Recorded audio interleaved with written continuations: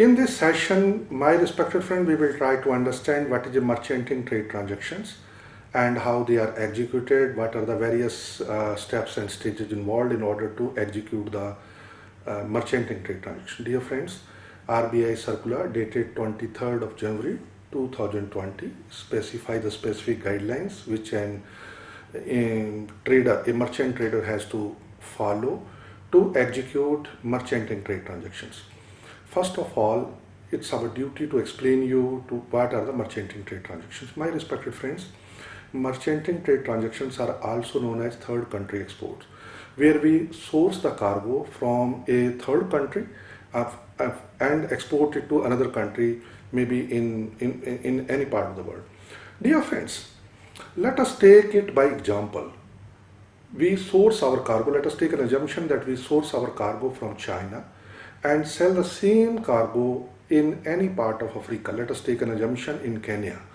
So we source it from China, we sell it in Kenya without touching the territorial water of India, without bringing the goods into India. So a merchant trader will buy his goods from a supplier who is based in China and will sell the same goods without bringing them to India, without executing any kind of value additions or any kind of further processing to a buyer who is based in Kenya. Dear friends, we know that today's supply chains are global, widely networked, integrated, and it has become important for Indian trader to engage into merchanting trade transactions. Realizing all these facts, Reserve Bank of India framed the respective guidelines. From 2013 onwards, merchanting trade transactions has become far more popular in India. The guidelines which are issued in the month of January 2020 are far more progressive, liberal, and far more transparent. So today's session is aimed to make you understood the various aspects of merchanting trade transactions, keeping in mind the various RBI guidelines and what precautions a merchanting trade transactions has to take, vis-a-vis policy regimes, realizations of payment, monitoring of account, writing off of any kind of, if there are layoffs, vis-a-vis realizations of export proceed, or similar fashion payment for the supplies from a supplier based in China. Dear friends, we will also try to understand various guidelines vis-a-vis anti-money laundering measures and framework which governs the various aspects of merchanting trade transactions. So I welcome to each one of you to the technical sessions which is aimed at equipping you about the various aspects of merchanting trade transactions. Welcome. Dear friends, let us move to this technical sessions for merchanting trade transactions, wherein we will discuss each and every aspects of merchanting trade transactions. So dear friends, let me reiterate the fact once again that for getting into merchanting trade transactions, it is important that Indian exporters must have necessary required licenses to get into export-import business. These three mandatory licenses are: number one, an IEC being issued by Office of Director General of Foreign Trade, for which we already have sessions where we have discussed how to avail an IEC. RCMC, registration cum membership certificate, which is required from a relevant export promotion council or from commodity board or from export development authority like APIDA, MPIDA, or in case there is nobody to whom you qualify, you can approach the office of FIEO, that is the Federations of Indian Export Organizations, to avail your RCMC. And third is a GST, which is a goods and service tax. These are the three bare minimum regulatory requirement which you have, although GST is not applicable on merchanting trade transactions, but for the purpose of compliance, I request each and every merchant trader or the person who is likely to engage into merchanting trade must have three licenses. Dear friends, merchanting trade transactions are also known as third country export, or usually also known as bill to ship to transactions. Sometimes people call them bill to ship to transactions. They are also known as a procure to supply to. So you source the goods from one country and supply to another country.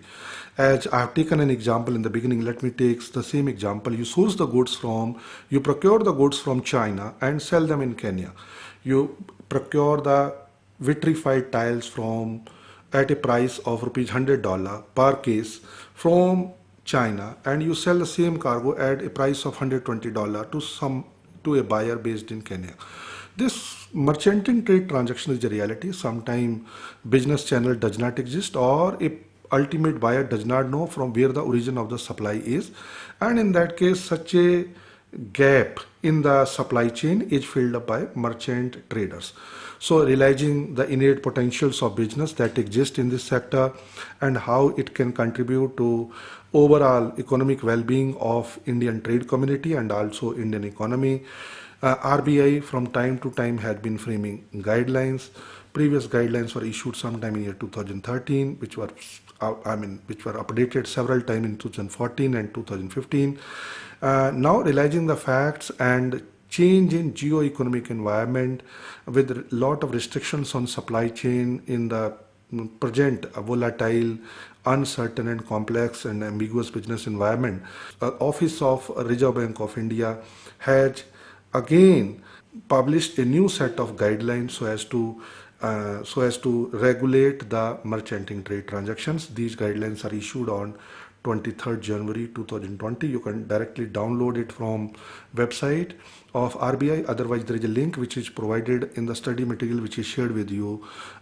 You can click on the link and you will be able to download that.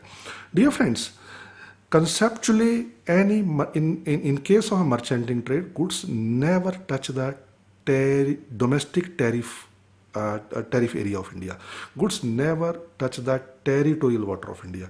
So you source the goods from China, goods never comes to India, you source it from China and directly by vessel or by air, you ship to your ultimate buyer based in Kenya. That is how Ceylon High Sea transaction take place.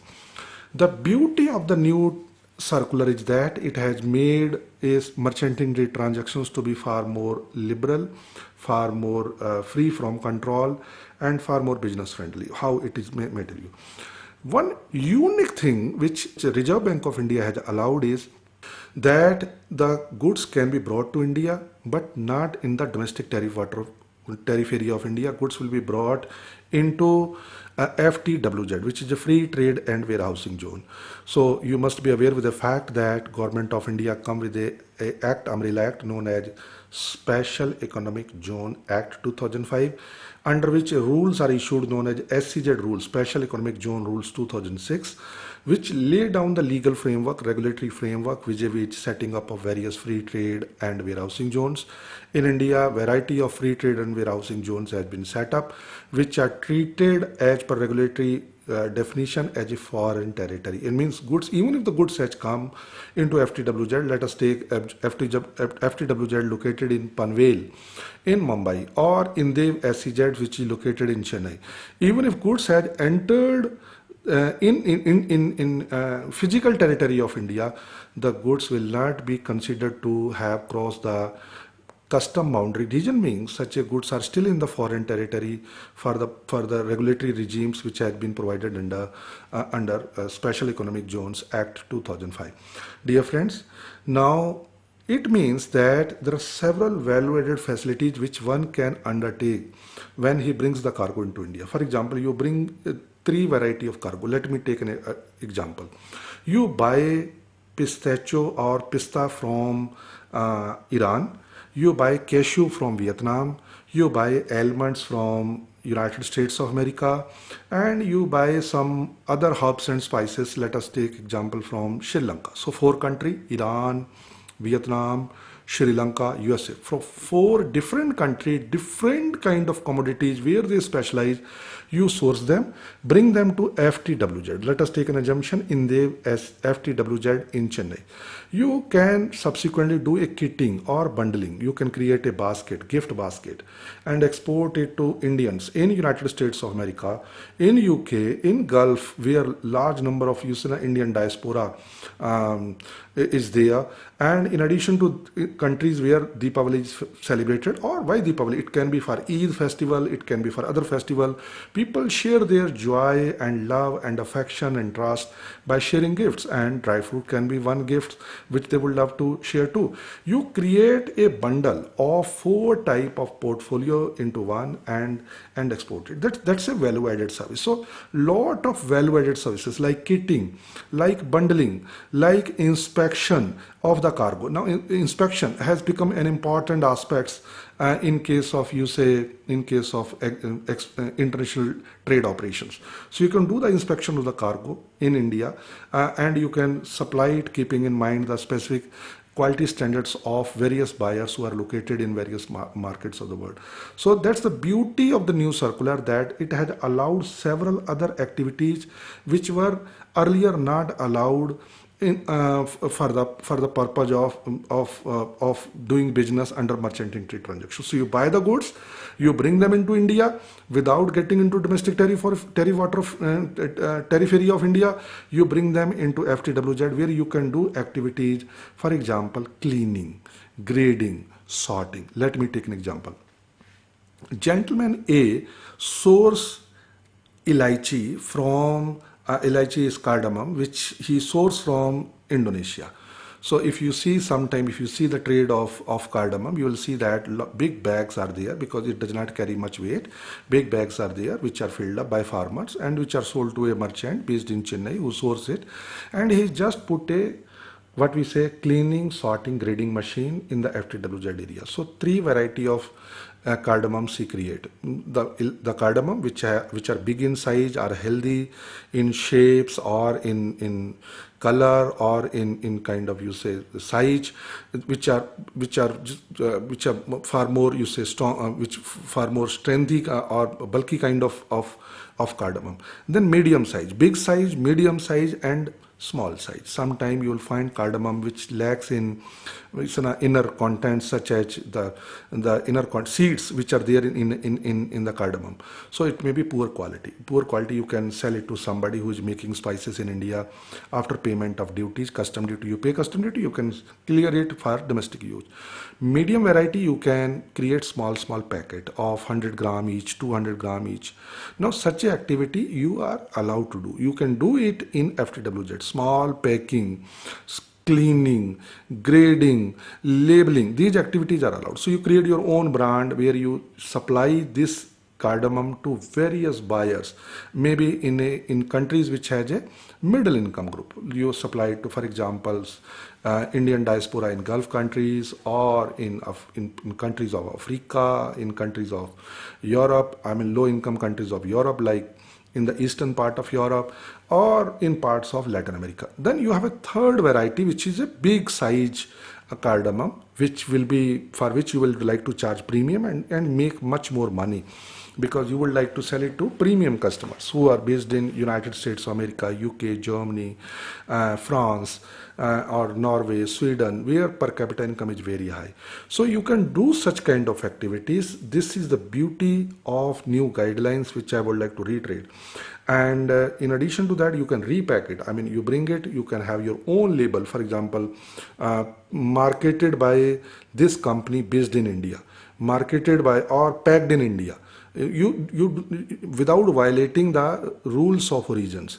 So you can source the cargo, okay, tested, I mean quality inspection done by this and this, without telling that it is manufactured in India. You can use the terms, for example, packed in India, marketed from India, I mean labeled in India, various terms which you can use as an exporter to make your product more attractive in international market.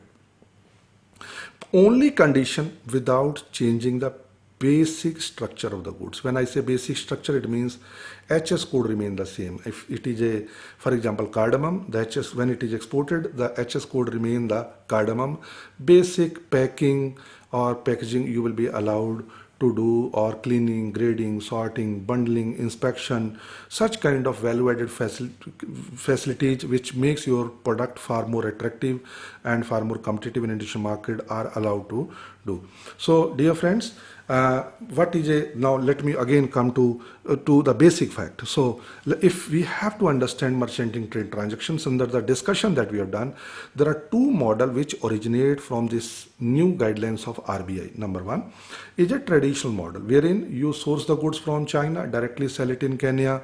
This is the flow chart which is before you. A merchant based in India source the goods from China and sell it in to a merchant based in Kenya. And a new model wherein you source the goods from China, bring it to FTWZ in India, do value added services as being discussed by us just recently, and then finally sell it in Kenya or any other market of the world. So what is a merchanting trade transaction? Merchanting trade transaction is a transaction wherein a buyer buy the goods from country A and supply it to country B, and he himself may be based in India which will be treated as a country C. So with this basic understanding of bill to ship to or procure to supply to or third country export transaction, we shall move to specific guidelines and try to understand that what precautions one need to keep in mind while executing merchanting trade transaction. My respected friend, first guideline is very simple, which say RBI guidelines on India trade regime. What is that?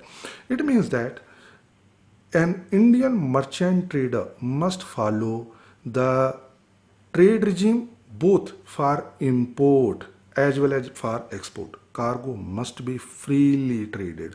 When I say freely traded, in our previous discussion we have discussed DGFT defined policy regime in 4 ways.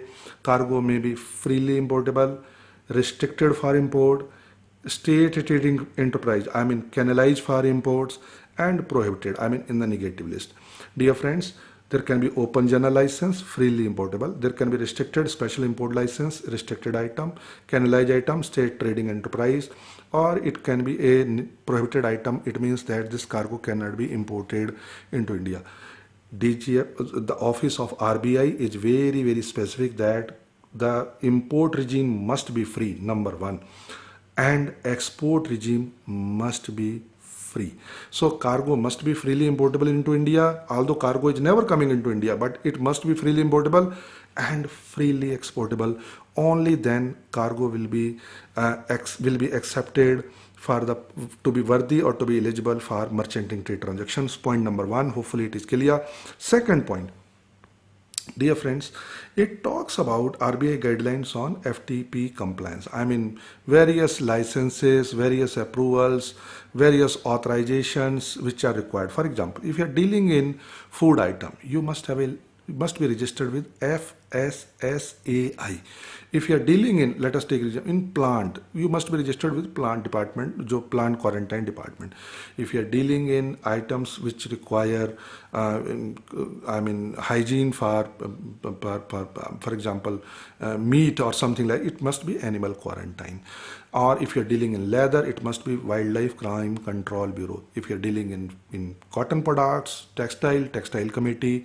If it is a auto component or auto or machines or cars, it must be Automotive Research Association of India, Bureau of Indian Standard of India, various bodies. There are around 56 bodies which you can check on DGFT SWIFT. SWIFT is single window interface for facilitation of trade. That is the database which is created by hard efforts of DGFT, where listing of every PGA, which is a partner government agency, like I discussed about Wildlife Crime Control Bureau, Drug Controller of India, FSSAI. These are the PGA agencies which must be done, and such a compliance must be ensured. Point number two, about the guidelines of the RBI. My respected friends, third point is very, very important, and it says that KYC.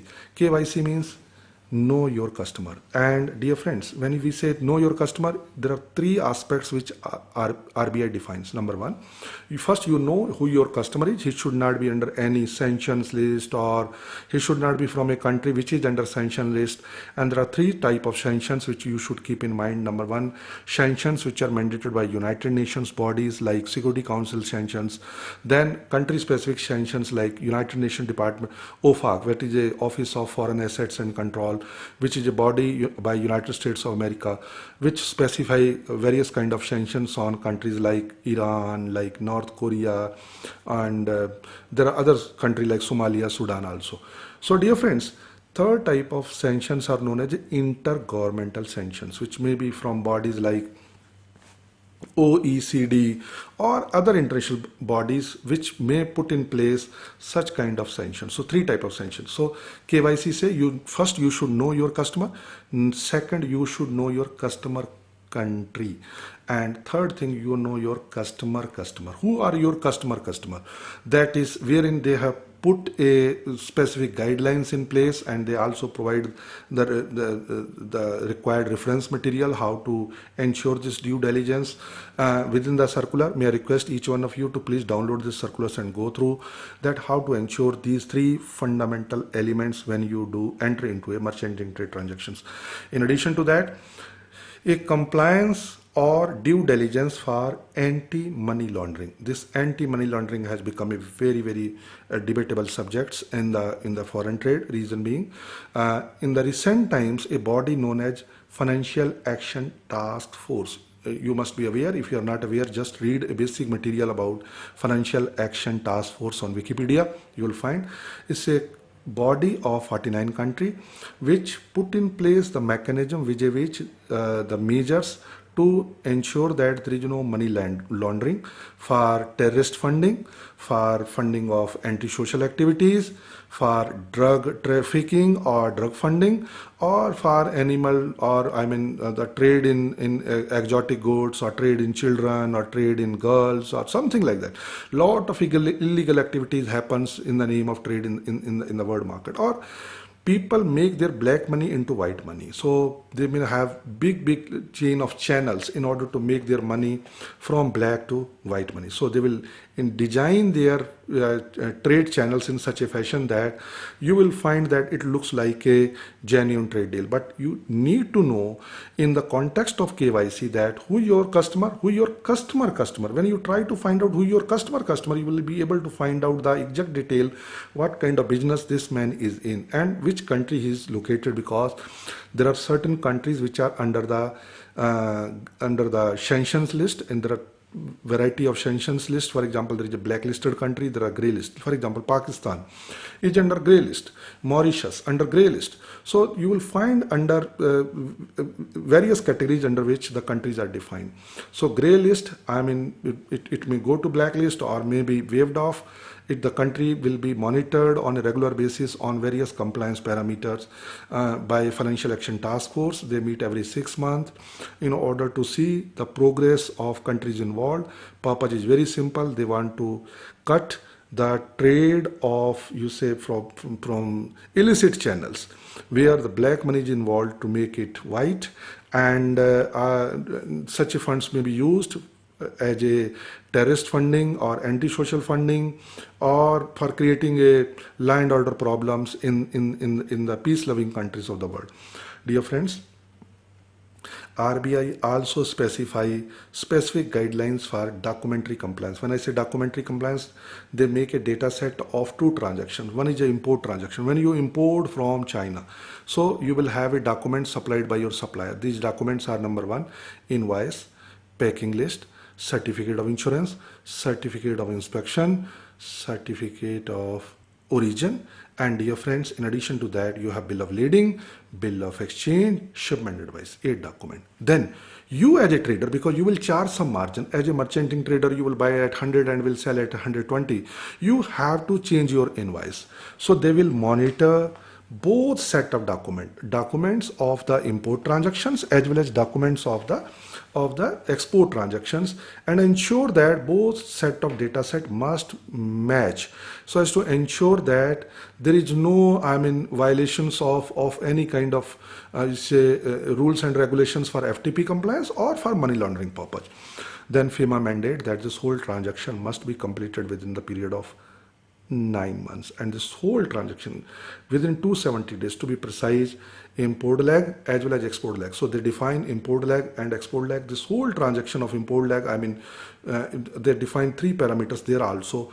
It starts from import payment, from where it can start, or date of shipment, or subsequently when you make the final payment.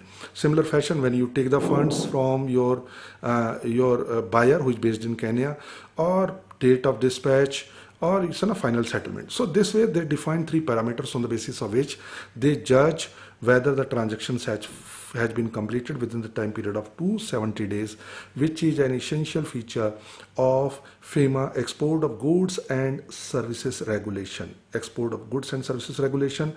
There are specific regulations which specify that transactions must be completed within the time period of 270 days or 9 months.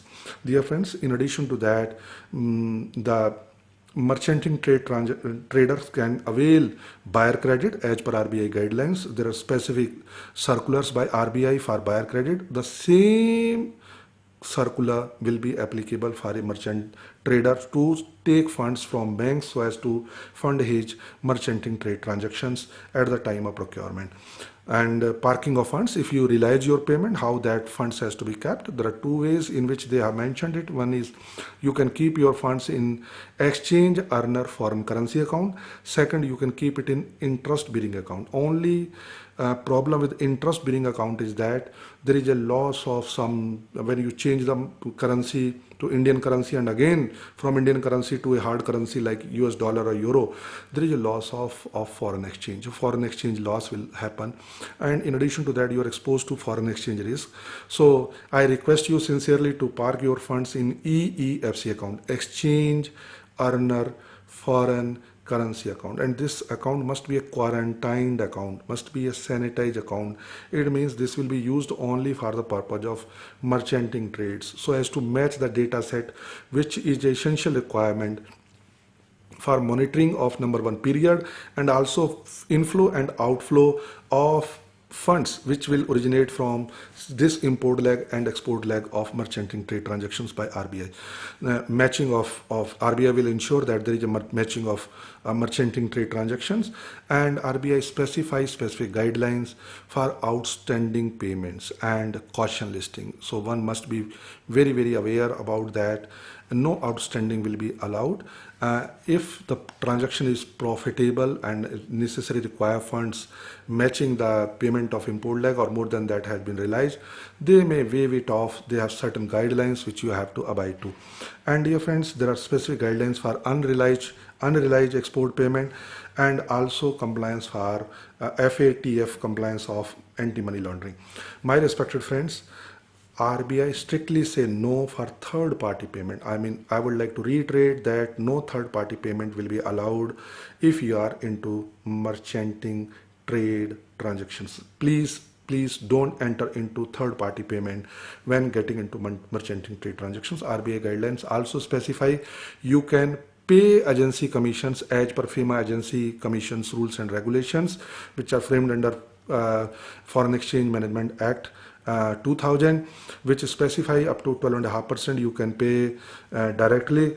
Same will be allowed provided this transaction must be a profit making transactions, and there is a mechanism under FETER, FETER, that is a financial exchange transaction electronic reporting system. Financial exchange, foreign exchange transactions electronic reporting system provide guidelines for reporting of MTT transactions. So my respected friends, last thing I would like to say only in last few words, that as per new guidelines or as per a advance ruling by Department of Goods and Service Tax, which is a very popular case known as a Synthites Industries Limited, which is an advance ruling case in state of Kerala, dated 26th of March 2018, specified that no GST will be applicable on merchanting trade transactions. So they are free from merchanting, they are free from any kind of imposition of GST, whether you are bringing the goods to FTWZ or you are directly selling them to